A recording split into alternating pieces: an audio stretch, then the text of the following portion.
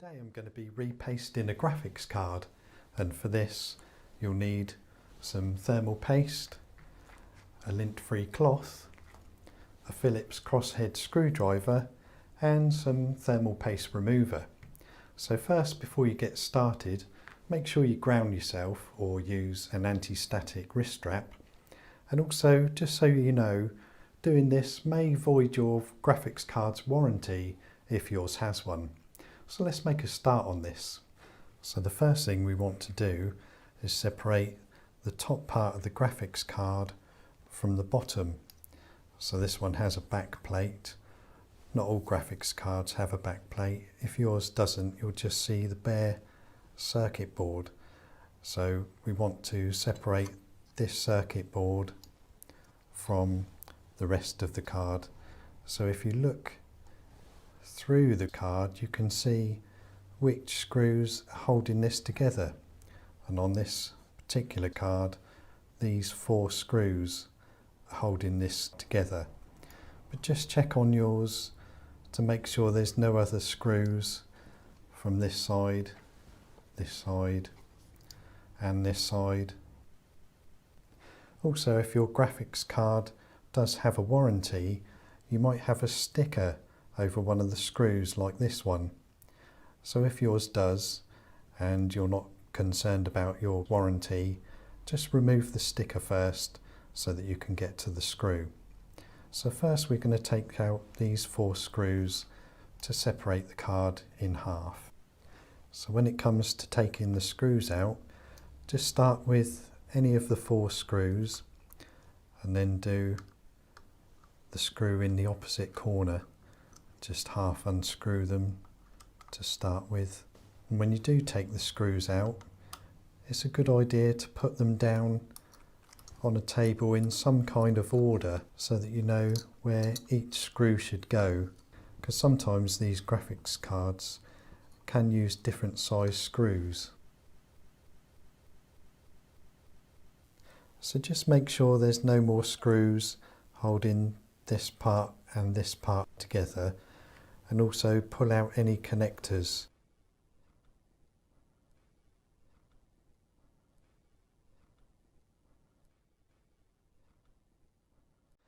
This wire here is normally stiff enough to keep this connector the right way round, so it'd be easier when you're assembling this graphics card again to know which way round this connector should go into this port here. So once you've taken out the necessary screws and a connector or 2, just give the card a slight wiggle just to make sure there's no more screws holding the 2 halves in place. And also the paste, the old paste, can get a bit hard if it's quite an old card. So just giving this a wiggle will break the paste. So next we can pull this up. So next we need to clean off the old thermal paste here and here. For this I'm going to use Arctic Silver's ArtiClean. Use bottle number 1 with the white top to drop some of its liquid on the GPU and the heatsink. This will help to remove the old thermal paste. Once that's done, leave it for about a minute. So the liquid has been on this for about a minute now. So now we can use the lint-free cloth to just wipe off the old paste.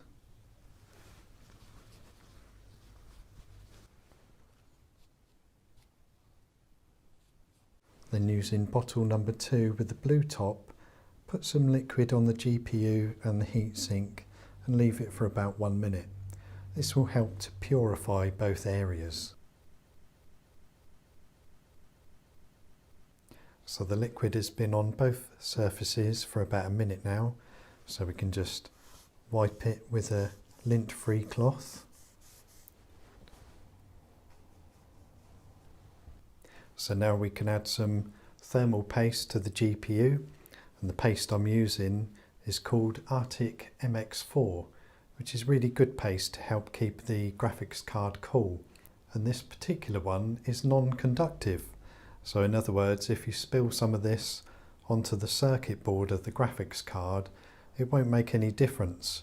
You can just do your best to wipe it off, but it won't affect the graphics card even when it's turned back on. So let's add a little bit of this to the GPU now.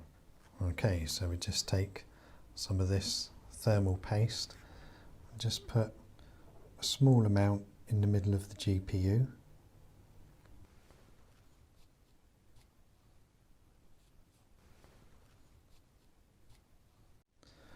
And then using a spreader or even the lint-free cloth, we can spread it around the metallic part of the GPU. Okay, so I've spread the paste out.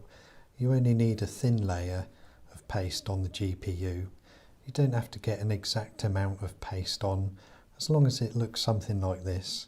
Just line up the screw holes, then half screw in the first screw in one corner, then go to the opposite corner and half screw in that one as well, and then the other two screws, and then screw it down fairly tightly to make sure the GPU is right up against the heatsink.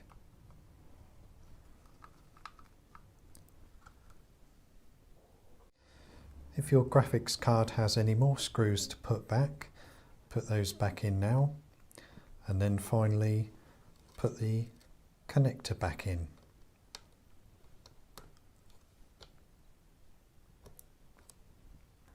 So that's this graphics card repasted and ready to go.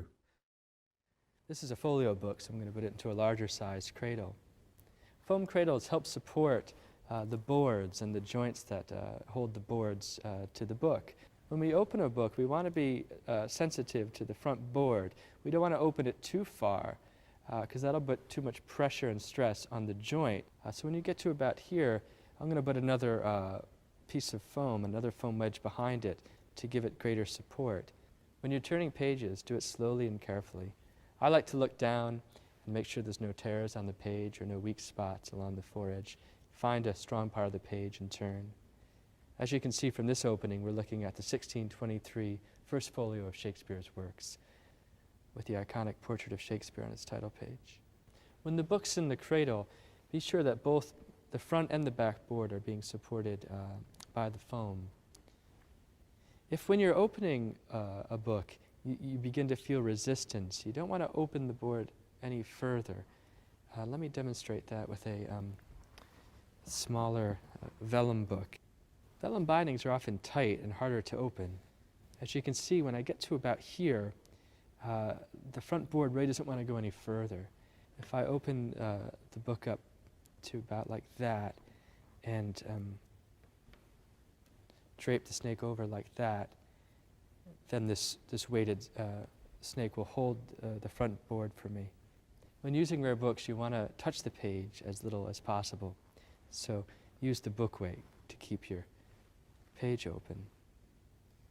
And so as I'm making my way through the book, just gently use the book weight to hold the page open. Never read or scan the lines with your finger. You can ask for an acid-free bookmark, which you can lay and then read lines that way. As you make your way through the book, say you're about halfway through, you can switch the foam around so that it's supporting the backboard. Now this book actually has some very interesting folding plates in it. So I'll take a moment and show you how to unfold a plate. Be careful as you unfold the plate. Sometimes that first fold will be tucked into the gutter or the center of the book. And gently unfold it. Okay, now I want to show you how to cradle a book that has one or more of its boards off. So in this case, the front board of this book is off. Simply put it to the side and then cradle the book just as you would any other book. The last thing we're going to show you how to use is a roll. Most rolls have custom boxes, you lift the tab, remove the roll, and set the box aside. Make sure you have plenty of book weights ready. And sometimes you need 4 hands instead of 2 to do this. It's best to read rolls section by section. And so you roll the item open to the section that you want to consult. And you place a snake on the one end and continue unrolling. And place a snake at the other end. And then if you want to continue, you roll it.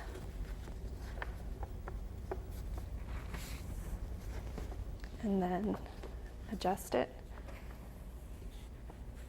Add the snake and keep opening it, trying to keep your fingers off of the ink itself. And then when you're done, remove the snakes and very carefully let the manuscript roll back up.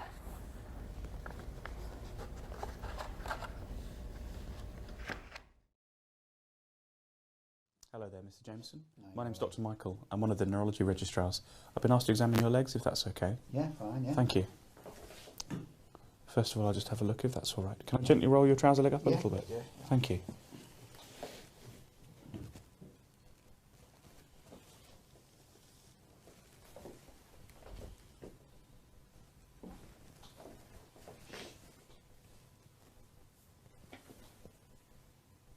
Okay. Is there any pain anywhere at all? No, got nothing, no. Can you go nice and floppy for me? Yeah. Is there causing any pain? No, Good. No? no pain, Good, no. thank you. What I want you to do is relax your leg down on my arm and let me take the weight of it. Okay. Okay?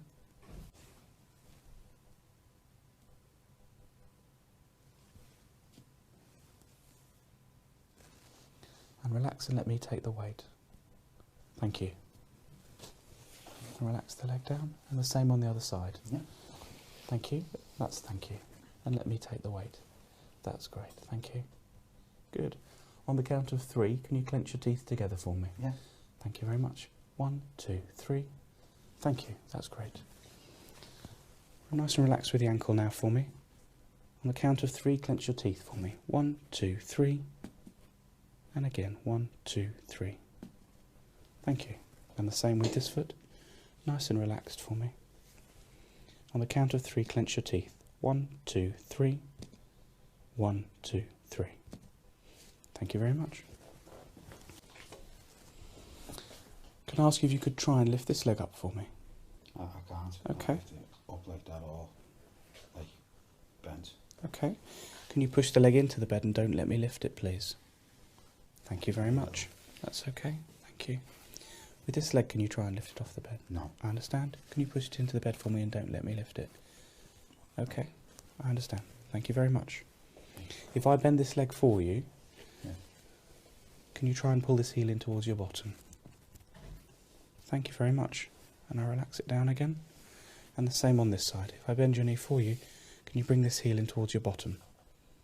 Thank you very much. That's okay. If I bend this knee again for you, can you straighten this leg out for me? No. Okay. And if I relax it down on the bed, can you straighten it out a little? Yeah. Okay. And on this side, if I hold it up, can you straighten this leg for me? No. And if we relax it into the bed, can you straighten it out this way? No. Okay. Thank you. Can you pull your feet back at all for me? Push up against my hand. Good. And on this side, push up against my hand. Okay. On this side, push down against my hand. Thank you. Push down against my hand. Thank you very much. Same with the big toe now. Can you lift the big toe up at all? Thank you very much. And on this side. No. Okay. And push the big toe down for me. Good.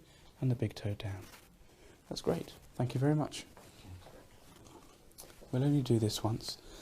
This is a little bit sharp, but it won't prick the skin. Yeah. Can I just show you what it feels like on your chest? Yeah. Thank you. You can feel it there? Yeah, that's fine. Does it feel the same there? And there? Yeah. Yeah, there. Yeah. There. Yeah. There. Feels normal, and it feels the same on both It's all sides. the same, yeah. And it feels the same as it did on your chest. Yeah. Thank you very much. This is a vibrating sort of a feeling. Can you feel it vibrating on your chest there? Yeah. Thank you. Can you feel it vibrating on your toes? Yeah. Thank you. Thank you. That's great. Now this is up and this is down. Close your eyes for me. Which way is the toe going? Down. Good. And now? Up. And now? Up. Great. And on this side, which way is the toe going now? Up. And now? Down. And now?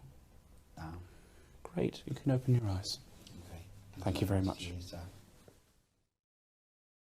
Hello, Mr. Foote. Hello. Nice to meet you. My name is Dr. Michael. I'm one of the neurology registrars here. I've been asked to examine the nerves that supply your face. Would that be okay? It's fine, thank you. Thank you. Have you noticed any change in your sense of smell? No. Fantastic.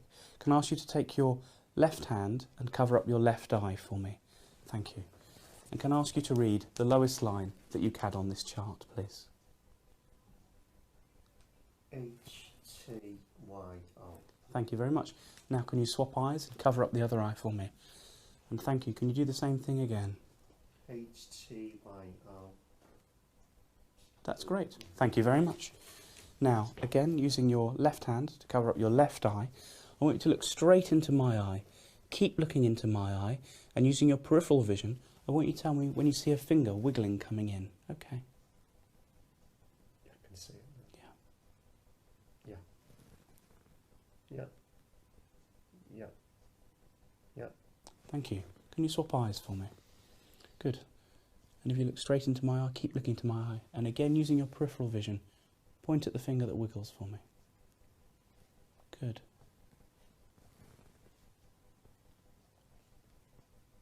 That's great. Thank you very much. I want you to look straight away, far off into the distance now. Yeah. Keep looking off into the distance and try and ignore my finger. And now look at the tip of my finger. Thank you very much, and follow it in. Thank you. That's marvellous. I'm just going to shine a light in your eyes, if that's okay. Yeah. I want you to again try Yeah. looking straight forward and try and ignore my light. Thank you. Ipsilateral and consensual.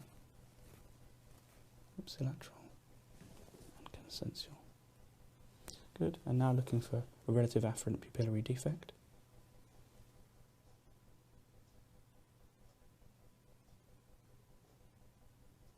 That's great. Thank you.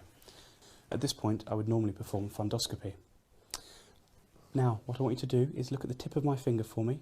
Keep your head very still and just keep focusing on the tip of my finger. Follow it with your eyes and let me know if at any point you see double. Double. Double. Double. Double.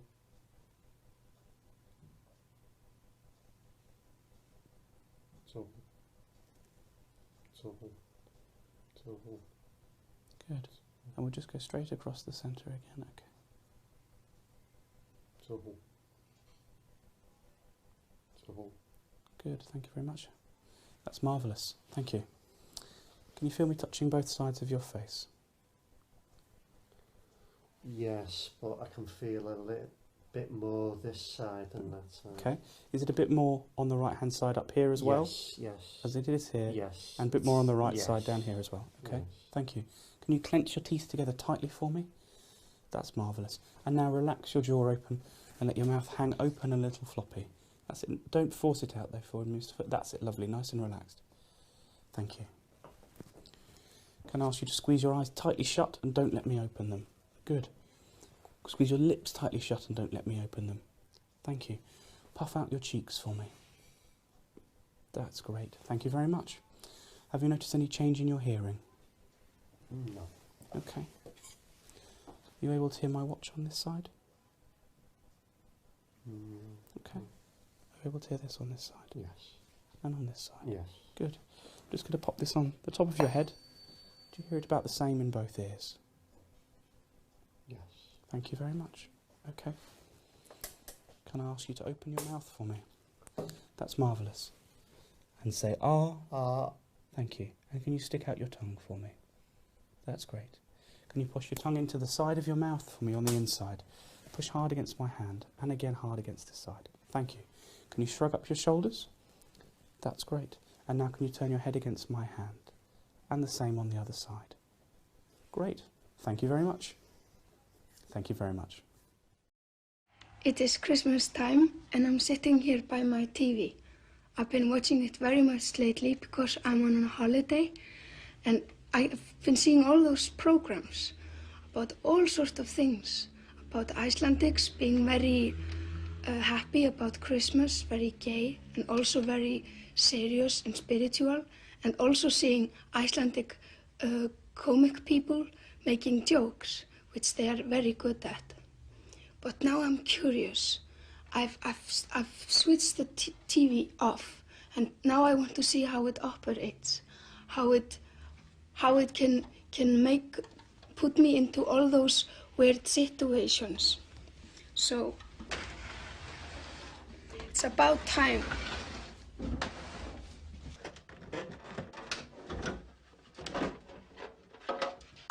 See.